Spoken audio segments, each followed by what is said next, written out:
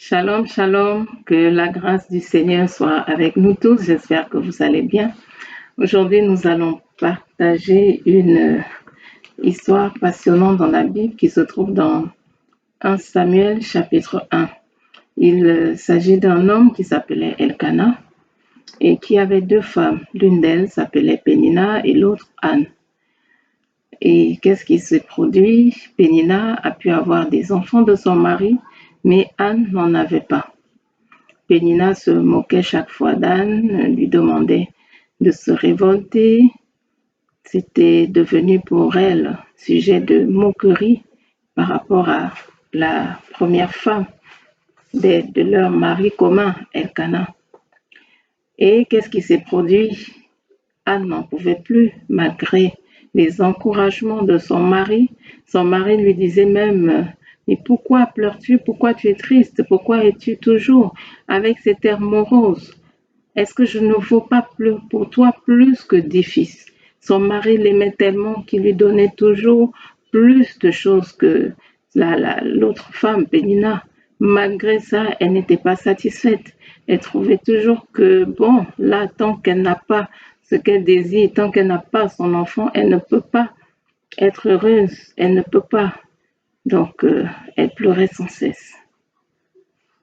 Un jour, donc, elle va au temple. Et qu'est-ce qui se passe? Nous allons lire dans 1 Samuel chapitre 1 au verset 10. Et l'amertume dans l'âme, elle pria l'Éternel et pleura beaucoup. Elle pria l'Éternel et pleura beaucoup. Elle était là, elle parlait au Seigneur, elle multipliait les prières devant l'Éternel. Verset 15, vous pouvez lire tout le chapitre chez vous. Verset 15, qu'est-ce qui est dit? Quand le sacrificateur Élie est venu et lui demandait pourquoi est-ce qu'elle vient parler dans la maison de Dieu étant ivre et tout, qu'est-ce qu'elle répond? Non, mon Seigneur, je suis une femme à l'esprit affligée. Je suis une femme à l'esprit affligée. Alors, elle expliqua au sacrificateur, elle dit: non, je ne suis pas ivre comme tu le penses. Je suis en train d'épancher mon âme. Elle épanchait son âme devant le Seigneur. Ensuite, elle dit un peu plus loin: car c'est l'excès de ma douleur et de mon chagrin qui ont fait en sorte que je parle jusqu'à présent. L'excès de ma souffrance, l'excès de ma douleur, l'excès de mon chagrin. Voilà ce qui arrivait à Anne. Douleur excessive, chagrin excessif. Quel est ce sujet-là qui t'apporte une douleur excessive? C'est-à-dire qu'on peut te donner le monde entier, ça ne te dit absolument rien. Ce qu'il te faut, c'est cette chose-là. Quel est ce sujet-là qui est pour toi sujet de douleur excessive? Sujet de quoi? Chagrin excessif. On dit que Anne avait l'esprit affligé. Elle était tourmentée, remplie de chagrin. Quel est ce sujet-là dans ta vie? Quel est l'aspect de ta vie là qui te chagrine? Au point où peut-être tes proches, ton mari, peut-être tes enfants, je ne sais pas qui, autour de toi te dit: bon, je vais t'offrir ci, je vais t'offrir ça, te fait tellement de promesses, mais pour toi, ça ne vaut pas ce que tu es en train d'espérer, ce que tu es en train d'attendre. Es-tu comme Anne, qui avait un sujet, malgré le fait que son mari lui disait: écoute, ça ne doit plus être un souci pour toi parce que ce n'est pas un souci pour moi. Mais elle, non, dans son esprit, je dois avoir absolument un enfant. Qu'est-ce qui afflige ton esprit aujourd'hui? Qu'est-ce qui fait en sorte que tu te tiennes devant Dieu avec cet état-là qu'avait Anne, où tu viens devant lui épancher ton âme, tu viens devant lui avec douleur, tu viens devant lui avec tristesse, parce que tu veux le voir agir dans cet aspect-là de ta vie. Quel est ce sujet? Laisse-moi te dire aujourd'hui, le Seigneur veut en ce jour porter ton fardeau. Le Seigneur veut porter ton fardeau, quel qu'il soit. Il n'y a pas de fardeau trop lourd pour le Seigneur. Qu'est-ce qu'il a dit dans Matthieu 11, verset 28? Venez à moi, vous qui êtes chargés et fatigués, et je vous donnerai du repos. Ce n'est pas une parole d'histoire. Ce n'est pas un slogan qui ne va peut-être pas se réaliser. C'est la parole de Dieu. Venez à moi, vous qui êtes chargés et fatigués, et je vous donnerai du repos. Qu'est-ce qui te fatigue? Qu'est-ce qui te casse les pieds? Qu'est-ce qui est là dans ta vie qui fait en sorte que tu pleures jour et nuit, que tu te tiennes là? Même peut-être quand personne ne te regarde, tu es en pleurs. De jour comme de nuit, en pleurs. Dans la nuit, tu n'arrives pas à dormir parce que tu veux cette chose. Tu veux absolument voir le Seigneur à l'œuvre dans tel ou tel domaine de ta vie. Ça te chagrine. Quel est ce sujet-là? Es-tu aujourd'hui comme Anne, dans la douleur, dans la peine, dans la tristesse? Il y a tellement de choses qui nous font mal. Ça peut être le rejet. Partout, tu es rejeté, les gens ne t'aiment pas, quel que soit ce que tu fais pour eux, ils ne t'acceptent jamais, quel que soit ce que tu fais pour eux, ils sont toujours en train de murmurer, toujours en train de te mettre à l'écart. Quel est ce sujet qui te chagrine, où tu te dis, Seigneur, vraiment, interviens, parce que là, il n'y a rien d'autre autour de moi qui puisse me satisfaire. Quel que soit ce qu'on peut mettre à tes côtés, non. Moi, tant que je ne vois pas Dieu agir dans tel ou tel domaine, je ne peux pas être satisfait. Non, rien ne doit pouvoir ôter ta joie en tant qu'enfant de Dieu. Rien ne doit pouvoir dans la vie venir t'empêcher d'avoir une communion parfaite avec le Seigneur. Je veux aujourd'hui que nous nous tenions devant le Seigneur pour décharger sur lui nos fardeaux. Déchargeons sur lui en ce jour nos fardeaux. Il est dit dans 1 Pierre 5, verset 7, déchargez-vous sur lui, c'est-à-dire sur Jésus, de tous vos soucis, car lui prend soin de vous. Jésus prend soin de nous. Mais la question aujourd'hui, veux-tu aller décharger ton fardeau? Trop souvent, nous venons devant le Seigneur, on va venir aujourd'hui. Oui, Seigneur, prends ce sujet de ma vie là, ce sujet de célibat. Seigneur, j'ai déjà 35 ans, je ne trouve pas de mari, j'ai personne. Seigneur, on se moque de moi. Regarde mes tantes, mes oncles, regarde mes amis. Tout le monde se moque de moi, toutes mes copines sont mariées. Moi, je suis là, Seigneur, 35 ans. On va pleurer aujourd'hui et pencher notre âme devant le Seigneur. Peut-être même lui déposer le fardeau et le lendemain, on reprend le fardeau. En quelque sorte, on va dire, bon Seigneur, redonne-moi le fardeau car je veux continuer à le porter. Je veux continuer à être dans la tristesse. Ce n'est pas ce que Dieu veut pour nous. Quand il nous dit, venez à moi, vous qui êtes chargés et fatigués, je vous donnerai du repos. Il veut qu'en tout, nous ayons le repos. Que ce ne soit pas les soucis, les inquiétudes, ça ne soit pas tous ces sujets de douleur, de moquerie dans nos vies qui prédisposent notre tempérament. Non, ce ne doit pas être toutes ces choses-là qui qui soient là en train de nous dire si nous devons être dans la joie, si nous devons être dans la paix, si nous devons être dans la tranquillité. Non, ça ne doit pas influencer notre caractère. Ça ne doit pas influencer nos sentiments. En rien. Ne laissons pas les choses que nous n'avons pas encore obtenues du Seigneur venir nous tourmenter. Déchargeons-nous devant le Seigneur. Il nous dit également dans Matthieu 11, dans Matthieu 11, que son fardeau est léger. Quand nous venons à lui, nous nous déchargeons. Il va nous donner quoi? Son fardeau à lui qui est léger. Apprenons à aller devant le Seigneur. Nous décharger. Quand nous enlevons tous nos poids là, poids du célibat, poids de ci, poids de ça, tout ce qui nous chagrine, nous enlevons tout cela, nous remettons cela au Seigneur. Seigneur, prends ce fardeau. Seigneur, moi je refuse de me porter ce fardeau, je refuse d'être tous les jours dans la tristesse, je refuse d'être tous les jours dans la douleur. Je refuse de me faire du mal parce que si on est chaque jour dans la douleur, si on est chaque jour dans la peine, mais on ne fait plus rien. On ne fait plus rien. On a du mal à réfléchir. On a du mal à être productif même dans la vie.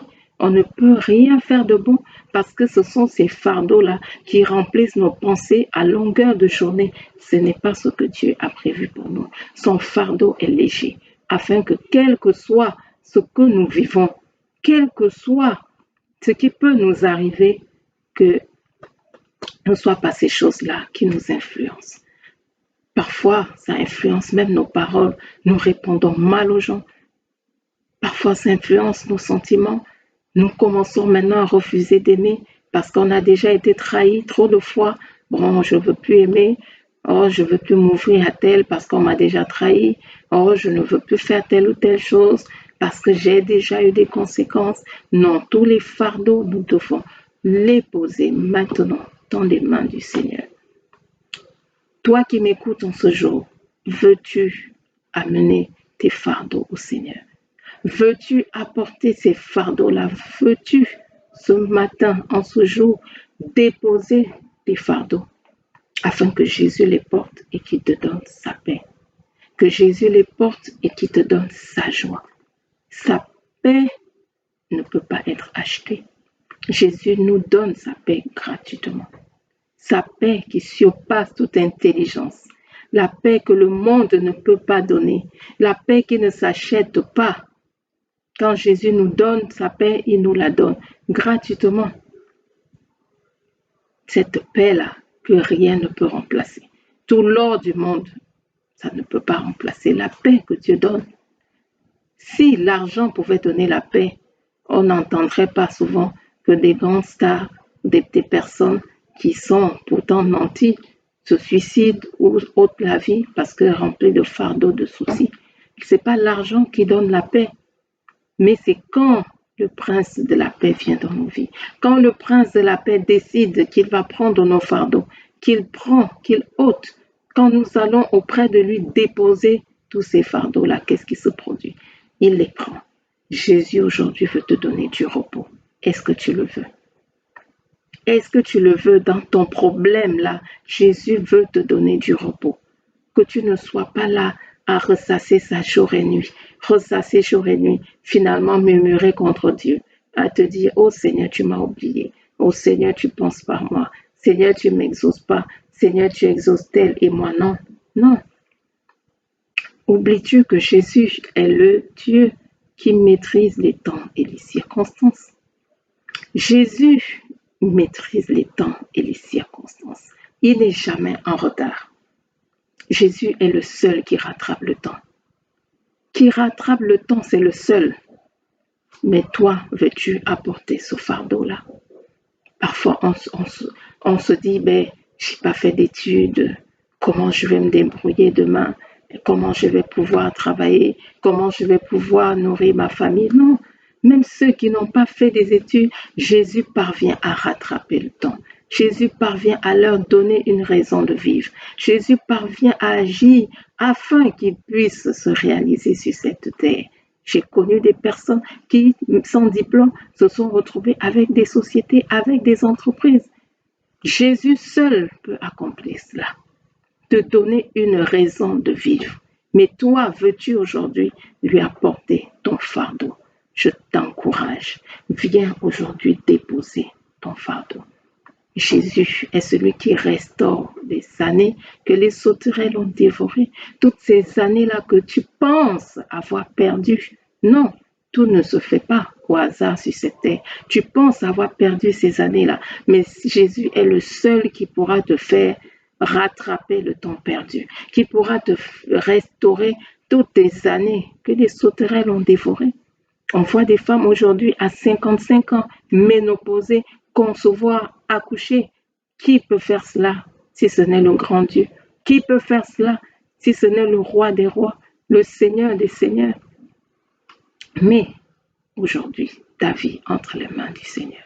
Tes problèmes, viens les déposer aux pieds de Jésus. Tes fardeaux, viens aujourd'hui les déposer. Tes soucis, viens aujourd'hui les déposer. Tes inquiétudes, viens aujourd'hui les déposer. Jésus t'attend. Il te dit, laisse tout cela entre mes mains. Ne t'en occupe pas ça devient mien. Ne t'en occupe plus. Ça devient mien et je sais ce que je vais pouvoir faire dans ta vie. Jésus n'attend que ça aujourd'hui. Il n'attend que ça. Es-tu prêt? Es-tu prêt? Viens. Il n'attend que ça. Pour toi, je vais chanter ce cantique qui dit « Ne t'inquiète de rien. N'aie aucune crainte. La joie vient le matin. Les problèmes ne durent qu'un temps, oui. Quel que soit le problème que tu as aujourd'hui, dis-toi que ça ne dure qu'un temps. Quelle que soit la durée de la nuit, le jour finit toujours par paraître. Même si tes parents, tes amis t'ont lâché, même si tu es seul, même si tu es rejeté, tout le monde t'a abandonné, dis-toi que Jésus a pris ces fardeaux-là. Tu n'es pas seul, tu es avec Jésus.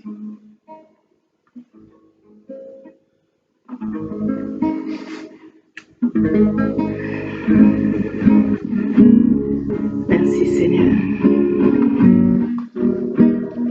Merci Seigneur pour ta grâce dans nos vies. Nous savons que tu es le Dieu qui porte les fardeaux, tu es le Dieu qui nous décharge. Merci Seigneur de décharger mon frère et ma soeur en ce jour. Père, viens décharger tes enfants. Tu veux que nous portions ton fardeau, Seigneur, qui est léger. Tu veux que nous portions ton fardeau, Seigneur, qui est léger. Viens, oh Dieu, alléger une âme en ce jour. Viens alléger quelqu'un, oh Seigneur. Viens, Seigneur.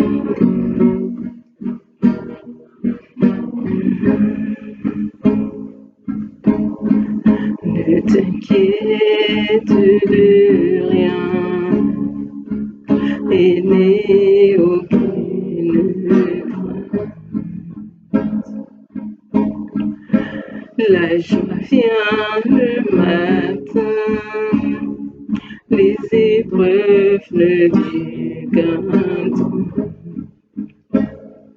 Car il y a un ami nommé Jésus qui suivra toutes tes larmes. Lorsque ton cœur est brisé, lève les mains et déclare: je sais que je réussirai. Je sais que je résisterai, quel que soit ce qui arrivera. Ma vie dans ses mains. Avec Jésus, oui, je le peux.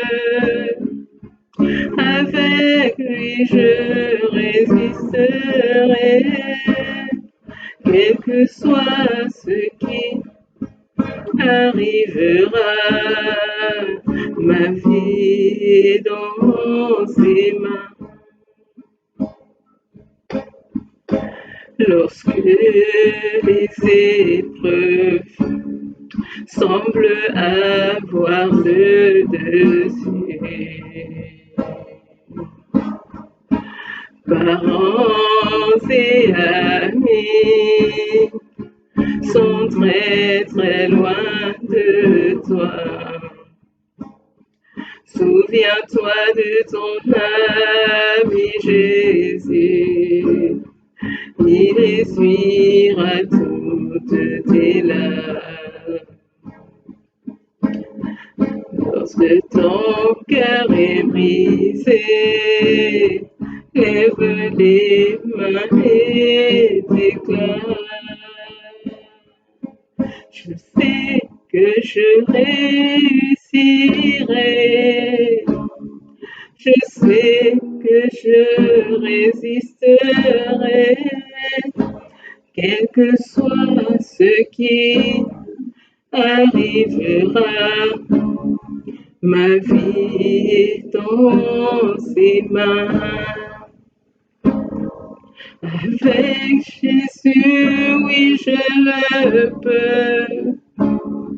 Avec lui, je résisterai, quel que soit ce qui arrivera. Ma vie est dans ses mains. Seigneur, nous te bénissons. Quel que soit, oh Dieu, ce qui peut arriver dans nos vies. Quels que soient, Seigneur, les soucis, quels que soient les fardeaux, quels que soient les problèmes, nous savons, Seigneur, qu'avec toi, nous allons réussir. Nous savons qu'avec toi, Seigneur, oh Dieu, il y aura toujours le bout du tunnel. Nous savons qu'avec toi, oh Dieu, il y aura toujours la lumière qui paraîtra dans les ténèbres. Seigneur, avec toi, nous savons qu'il y a toujours la solution. Toi qui es le Dieu qui apporte la solution dans tous nos problèmes éternels, oh Dieu, viens décharger tes enfants ce jour. Viens décharger tes enfants, Seigneur. Tu es le Dieu de la solution. Tu es le Dieu de la solution éternelle. Apporte la solution ce jour. Apporte la solution, Seigneur. Tu vois le problème de mon frère, tu vois le problème de ma soeur, Seigneur. Qui peut apporter la solution si ce n'est toi? Qui peut apporter la solution si ce n'est toi, Emmanuel? Qui peut apporter la solution, Seigneur? Tu n'es limité ni par le temps, ni par l'espace. Oh Dieu, je t'invoque, je t'appelle, Seigneur. Oh Dieu, agis dans la vie de cette personne qui m'écoute, cette personne qui me suit, cette personne, oh Dieu, qui prie en ce moment éternel. Oh Dieu, agis puissamment, Seigneur. Tu connais les fardeaux, tu connais les problèmes, tu connais les soucis, tu connais les inquiétudes, Seigneur, oh Dieu. Père, regarde ce frère qui pleure, regarde cette sœur qui pleure, oh Dieu vivant, qui a l'esprit affligé, Seigneur éternel, qui peut consoler si ce n'est toi, qui peut, oh Dieu, consoler si ce n'est toi, Emmanuel. Oh Dieu, envoie le baume de Galade, Seigneur. Envoie le baume de Galade, Seigneur. Ton peuple en a besoin, oh Éternel. Viens consoler, viens consoler. Viens, Seigneur, oh Dieu, apaiser quelqu'un en ce jour. Viens, Seigneur, oh Dieu, avec ton baume. Avec ton baume, Seigneur, oh Dieu de gloire, viens cicatriser les plaies. Viens, Seigneur, oh Dieu, cicatriser les plaies, Seigneur. Tu vois les tourments. Tu vois, Seigneur, oh Dieu, les fardeaux, Père. Viens. Viens, Seigneur, ô Éternel, ce fardeau qui est là depuis des jours, depuis des mois, depuis des années. Seigneur, viens, ô Dieu. Viens, Seigneur, tu as dit que tu ne nous laisseras pas seuls. Tu as dit que tu ne nous laisseras pas orphelins, Seigneur. Tu as dit que tu ne nous abandonneras jamais. C'est toi qui as dit que même si ton père, même si ta mère t'abandonne, je serai avec toi, ô Éternel. Parents et amis sont très très loin de nous, mais nous t'avons toi. Nous t'avons toi, Seigneur. Toi le Dieu qui ressuscite les morts. Toi qui appelles à la vie ce qui n'existe pas comme si elle existait. Père, je crie à toi, ô Éternel. Notamment, Seigneur, pour mes sœurs qui n'enfantent pas, ô Dieu de gloire. J'implore ta grâce dans leur vie, Seigneur. Viens ôter ce fardeau. Tu sais combien ce fardeau est pesant, Seigneur. Tu sais, Seigneur, ô Dieu vivant. Oh Seigneur éternel, toutes les moqueries, Seigneur, que Can subissait, Seigneur, ô Dieu de Pénina éternel. Oh Dieu de gloire, viens décharger ces femmes, oh Dieu, viens décharger ces femmes. Viens décharger ces femmes, toi le Dieu qui maîtrise les temps et les circonstances. Tu es celui qui ouvre une porte là où tout semble fermé. Tu es le Dieu de miracles, c'est toi qui as dit. Veux-tu croire, veux-tu croire, veux-tu croire, veux-tu croire, oh Seigneur. Nous croyons, Père, tu as dit que si nous croyons, nous verrons ta gloire. Nous voulons voir ta gloire éternelle. Oh Dieu, dans des sujets de témoignage, Père, dans des sujets de témoignage, dans des sujets de témoignage éternel. Amène la vie, Seigneur, là où tout semble mort. Même si un cœur est mort, même si un corps est mort, même si les organes sont morts, Seigneur, apporte la résurrection, apporte la vie, apporte la résurrection, apporte la vie, Seigneur, apporte la vie, oh Dieu, apporte la vie, Seigneur, apporte la vie, Emmanuel. Seigneur, souffle sur les ossements desséchés. Souffle sur les ossements desséchés en ce jour, mon Père.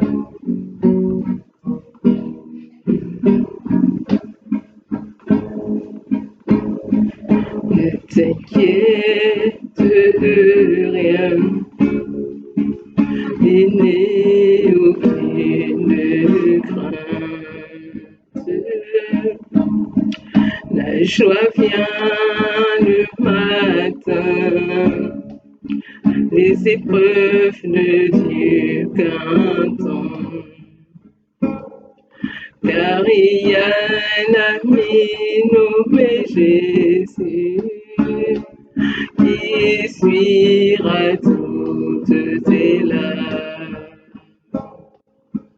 Lorsque ton cœur est brisé, lève les mains et déclare. Ne t'inquiète de rien. Il n'est aucune crainte. Les problèmes ne durent qu'un temps. Même si ce n'est pas facile, les problèmes ne durent qu'un temps.